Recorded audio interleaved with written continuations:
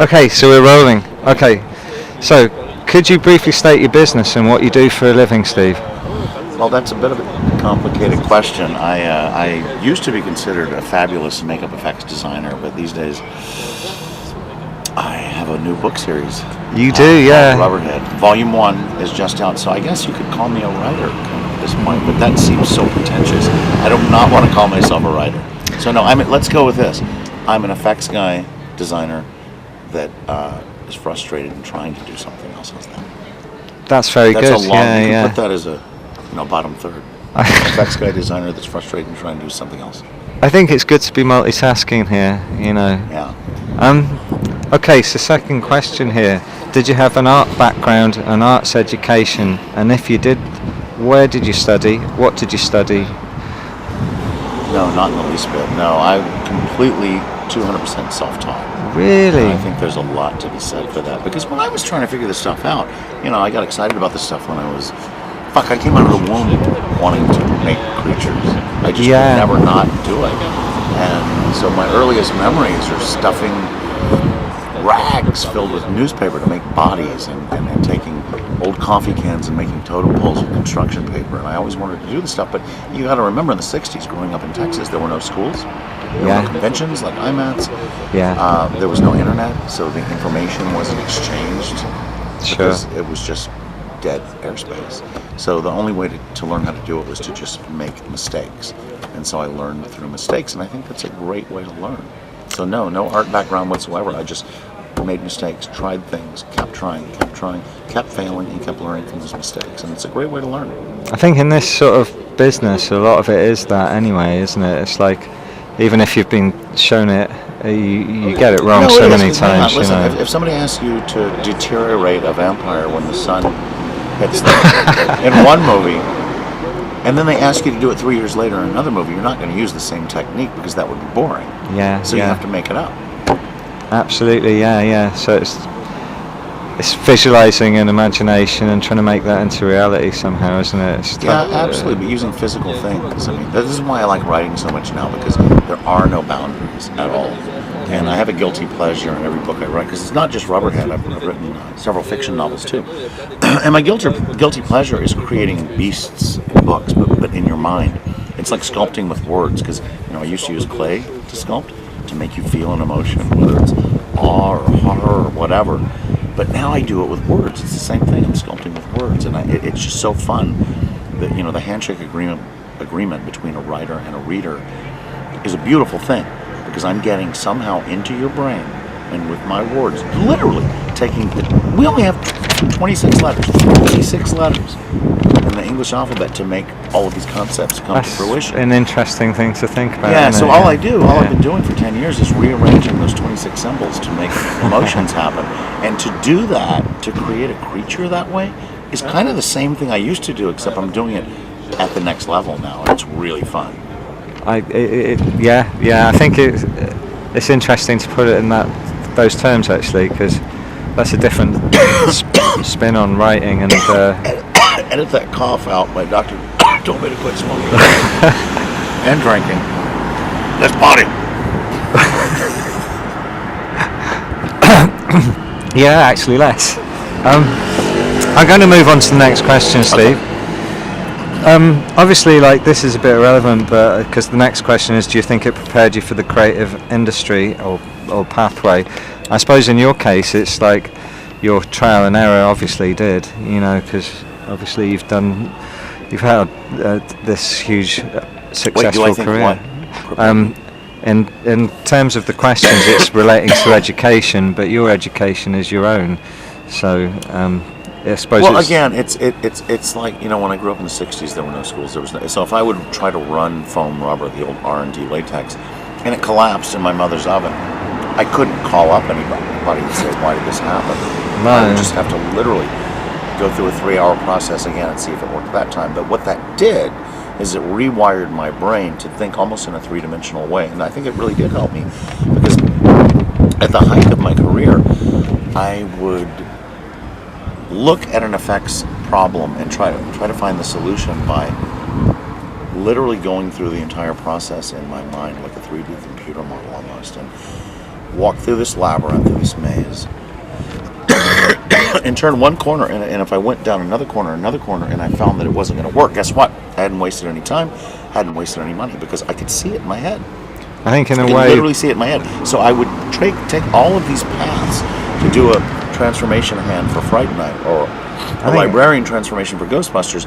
I would do it in my head first before I made any mistakes or spent any money. You know what I mean? And so it was really cool, because I think your mistakes have kind of been what we've been teaching from that, basically. that's what my book's all about. I mean, my book series. If the most tragic thing I can imagine is that no one would learn from my mistakes, and that's one of the major reasons to write this book, this series of books, because I think there, even though the book is so much about my failures and so much about my issues and my trials and tribulations, it does indeed have an upbeat vibe to it, and this is my gift actually to people, because I think that's your vibe actually as well, isn't it? That's who you are. You're an upbeat person, and you kind of thank put you for that saying out. that. Against all odds, because of this. Against kids. Okay, so next question, Steve. What was your route into the arts industry? How did you get to where you are now? Well, again, like I said, I came out of the womb wanting to create things, and I think we're all creators. We're born creators. I mean, we're creating this. Look, somebody created that building over there. Someone created this table. We are born to create, and that's what truly, honestly, makes us happy and feel satisfied. Don't smoke, kids. No, actually, can I just say this? I just got back from 2 weeks in Dublin, and I got sick. It's not just the cigarettes. I literally caught the fucking plague in Dublin, and I can't get over it. No, that's cool, and I hope you do get well soon after it. No, I will get well. It's just a cold. It's just a cold. But hang on. Ireland's just wet. Back to the answer. Yeah. Well, I forgot the question. Okay, your route into the art industry. Well, again, it's like, to be specific about it. In 1976, I met Rick Baker, and he had already, at that point, even though he had only 3 films under his belt, I think he'd done the Cantina sequence from Star Wars, the original. He had done King Kong, and he did a ridiculous movie called The Incredible Melting Man, which I saw 3 times in the theater because I hung on everything this guy did, because he was a young man in Hollywood with long hair. He was a kid. He wasn't John Chambers wearing a suit and a tie and approaching this business like they used to, like Lon Chaney Sr. and like the people of the olden days. This was a kid that I could relate to. And I'm like, wait a minute, if this guy can do that, I can too. So I sought him out. He spoke at a convention, probably one of the first sci-fi horror conventions ever. It was in Houston in 1976, and I went up with trembling hands after he spoke about his work on Star Wars. And I had a little thin portfolio with awful makeups in it. Remember, I was making this stuff up. I would, peel the skin off of an apple, sit it in the sun, let it dry, and it get all pruny, and then I would carefully razor blade that off and glue it with Elmer's glue to my friends to make zombies. I mean, there was no techniques. I was making stuff up. So I was terrified to show my work to Rick, and he very slowly and methodically and carefully looked through each page. Impenetrable mask, and I'm just going, oh my God, my work's terrible. I should have gotten into it. Sorry. No, it's okay. Okay, I just wanted to ask you, you're the guy from Alien Covenant? No, I am, but we're kind of in the middle of an interview right here. Can you hang on for 1 minute? Can you hang on? We're filming something. Sure. Yeah, okay. Sure. No, that's okay. That's okay, I'll edit that bit out, don't worry. Yeah. No, I'll be here. I just ordered fish and chips. So we're good. Just going out, so just want to tell you that I'm really amazed to see guys like you in real life, You made my dreams, so I watched all the aliens when I was... You should be filming. This is good stuff. I know, I go watched on. all the aliens when I was younger, and it's such a... Inspiration, isn't it? Yeah. Really incredible. The work you done is amazing, and we would like in France to have talents like you, some people with those skills, You understand, maybe? I do, because I speak a little bit of French. Où est-ce que vous habitez, Jacques? J'habite en face du cinéma. That's quite a lot of French. I took 2 years in high school. Well, that's really, really, really nice to hear, and it's particularly nice to hear from somebody young. You're like 12. Really? You weren't even born when I did these movies. Yeah, I wasn't born. Well, I mean, come on, you're like in your mid-20s, right? Mid-20s? 23. Yeah. Early right. 20s. Early So, 20s. yeah. So you weren't even alive when this stuff happened, but Yeah. it's so cool. And so It's exciting really cool. to see that Yeah, people are yeah, still really enjoying this kind of stuff. What are you guys looking at? Yes, everybody is amazed by it. I don't know, the work you've done is so amazing. It's I don't have the words to describe it. It's I don't know, really. You see, Kiger is someone really skilled, really talented, and you made it by working for the I don't know. Sorry for my English. No, I get it. You made something that was barely impossible by transcripting. Is it English? Transcripting? No, I don't know. You took it from a drawing. Transcribing from a drawing into transcribing. 3 dimensions. Yeah. And it's so amazing. You're talking about Species? What? Species? Which film are you talking about? For Alien. Oh, for Alien? No, I didn't do Alien. This is the best part of the interview. I didn't do that one. Great. No, but thank God you love somebody else's work. Okay. So what have you done? You just raved about my work and you don't even know so what I've sorry, done. Because I thought you were from the Alien cast. I've worked with Giger a couple of times. I did Species, I did Species 2, I did Poltergeist 2, and I've done Hey There, and I've done a whole bunch of stuff. He's done so much stuff. No, this is Poltergeist 2. Oh, okay. With the girl who's dead. Who Yes, died, that girl. She's dead. Yeah. Yeah, but Giger designed Poltergeist 2. Really? Okay. So a bunch of stuff. Ghostbusters. I made Slimer. How about that? But Ghostbusters is just thanks like for, a nice. I know they're gonna wheel me Epic out on moment. stage when I'm 98. They will, you They're know, gonna wheel me Steve. out on stage when I'm 98 and say, "To what do you attribute the enduring allure of Slimer?" It's like Elton John. I mean, when he's 102, they're gonna wheel him out in a fucking hospital bed and sing your song one more time. Can you? Don't you think he gets sick of it? I think he might. But he still does a goddamn good job. Yeah, he does. Yeah. Yeah, they probably will, you know. But it's good. We were in the it's middle good. of a wonderful answer. So sorry for. No, That's that's okay. okay. That's okay. And thanks for.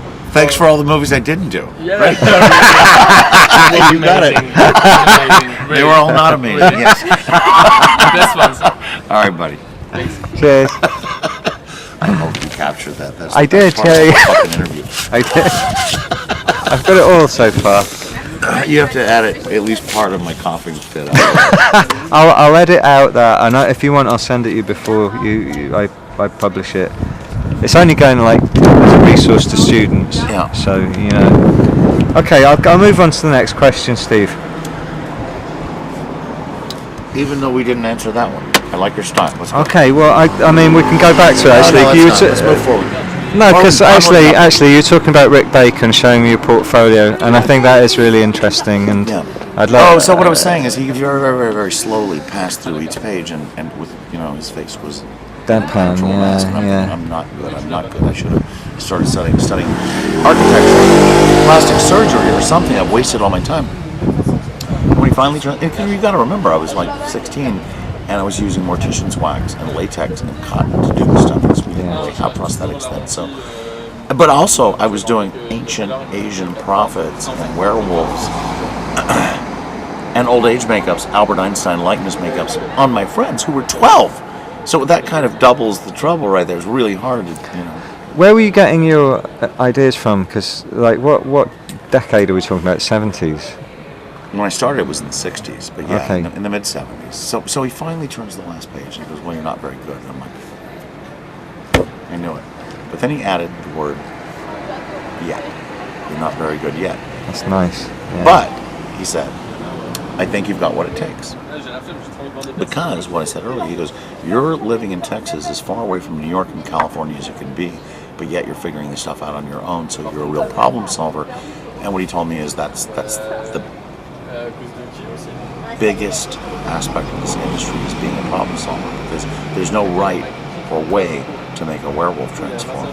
I'm sorry, there's no right or wrong way to make the werewolf transform. You just have to excite yourself and excite the audience, because you've got that, and that's the gift of genius. And that really inspired me. And so 2 years later, I moved up to California and started working for others, Rob Bottin and Greg Cannon, on Rick's recommendation, and then ultimately for Rick. And so that's how it started. That's the really long answer with the French pink-haired guy's interruption in the middle. Well, I tell you what, I think that's for most of the people I work with and the students that I teach.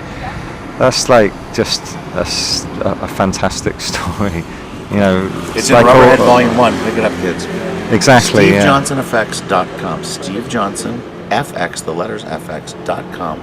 You can order the book before they're sold out. Move fast. Move fast, definitely. You said this would take 5 minutes. We've got half I an know, hour. but you're a talker. Okay, I'll just give you yes or no's. How did you get in the business? No.